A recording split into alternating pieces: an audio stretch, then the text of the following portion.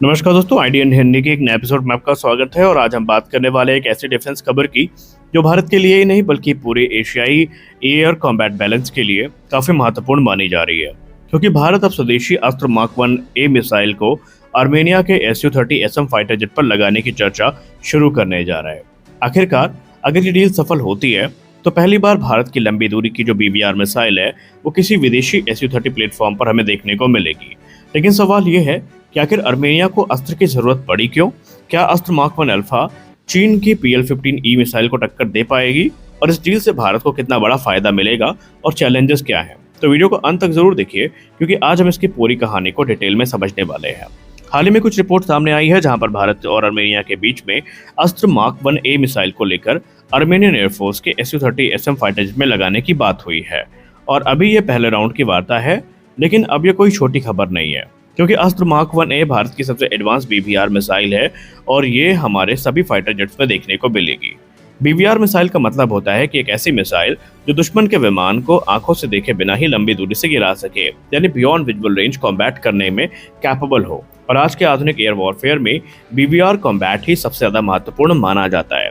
अब आर्मेनिया को अस्त्र चाहिए क्यों? सबसे बड़ा सवाल तो यही है कि आखिर आर्मेनिया भारत की अस्त्र मिसाइल में इतनी दिलचस्पी क्यों दिखा रहा है। दरअसल आर्मेनिया के पास इस समय 4 Su-30SM फाइटर जेट्स हैं, लेकिन इन विमानों पर अभी पुराने रशियन R-77 मिसाइल का यूज होता है और इनके जो इफेक्टिव रेंज है वो लगभग 80 किलोमीटर ही मानी जाती है। वहीं दूसरी तरफ उनका जो प्रतिद्वंदी देश है यानी अजरबैजान, वो चाइनीज ओरिजिन की जो PL-15 है उसको अपने JAV-17 फाइटर्स में यूज करता है। लेकिन PL-15 की जो रेंज है वो तकरीबन 145 किलोमीटर बताई जाती है, यानी एक एयर कॉम्बैट में आर्मेनिया काफी पीछे हो चुका है।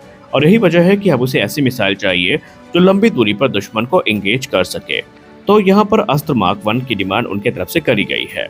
अब बात करते हैं भारत के अस्त्र मार्क 1A मिसाइल की। अस्त्र प्रोग्राम DRDO द्वारा विकसित किया गया है और यह भारत के इंडिजिनस BVR मिसाइल का एक बेहतरीन उदाहरण है।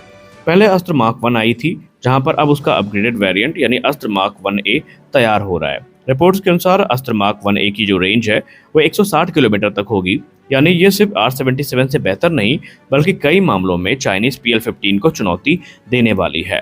इसके अलावा अस्त्र मार्क 1A में कई बड़े अपग्रेड्स किए गए हैं। इसमें बेहतर सीकर टेक्नोलॉजी यूज करी गई है, improved electronic counter measure use किए गए हैं, हाई किल प्रोबेबिलिटी ऐड की गई है और एडवांस गाइडेंस सिस्टम को ऐड किया गया है। यानी दुश्मन अगर इलेक्ट्रॉनिक जैमिंग भी करे तो भी ये मिसाइल टारगेट तक पहुंच सकती है, इसको कोई दिक्कत नहीं होगी। अगर ये इंटीग्रेशन सफल होता है तो भारत के लिए एक बहुत बड़ा डिफेंस एक्सपोर्ट अपॉर्चुनिटी भी बन सकती है, क्योंकि दुनिया के कई देशों के पास रशियन ओरिजिन के Su-30 फाइटर जेट मौजूद हैं। अगर अस्त्र का सफलतापूर्वक Su-30SM प्लेटफॉर्म पर इंटीग्रेशन हो जाता है तो भविष्य में कई देश भारतीय मिसाइल खरीदने में दिलचस्पी दिखा सकते हैं और यह भारत के डिफेंस एक्सपोर्ट मिशन को एक जबरदस्त बूस्ट देगा। लेकिन याद रखिए, भारत पहले ही ब्रह्मोस, पिनाका, आकाश मिसाइल सिस्टम और आर्टिलरी सिस्टम एक्सपोर्ट करने की दिशा में तेजी से आगे बढ़ रहा है और अब अस्त्र मिसाइल इंटरनेशनल मार्केट में भारत को नई पहचान दे सकती है। लेकिन चुनौतियां भी हैं यहाँ पर, सब कुछ इतना आसान नहीं है, क्योंकि रशियन एयरक्राफ्ट पर इंडियन मिसाइल इंटीग्रेट करना टेक्निकली काफी कॉम्प्लेक्स प्रोसेस होता है। इसके लिए radar integration, software compatibility, fire control systems, avionics synchronisation जैसी चीजों पर काम करना पड़ता है। लेकिन अच्छी बात यह है कि भारत पहले ही अस्त्र मिसाइल को अपने Su-30 MKI फ्लीट में इंटीग्रेट कर चुका है, इसलिए भारत के पास प्रैक्टिकली ज़्यादा एक्सपीरियंस मौजूद है इन काम को करने का और यही एक्सपीरियंस आर्मेनिया के लिए बहुत मददगार साबित हो सकता है।